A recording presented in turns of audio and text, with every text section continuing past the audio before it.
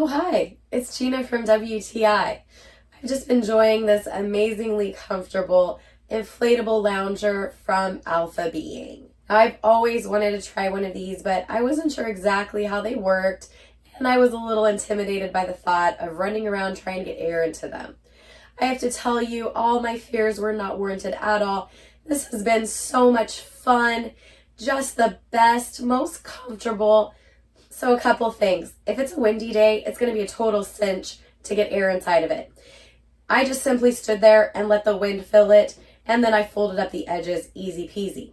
Now, if there isn't wind, you're going to want to run in a straight line. Don't worry, people are probably going to laugh a little bit. It's okay, it's totally worth it. Not only is this lounger so comfortable just to lay on in the grass, on the sand, at the beach, even inside the house. Yes, that's right, inside the house. It also floats. So my husband used it when we went to the lake and it worked perfectly. I also really like that there's a stake that comes with it because it is lightweight.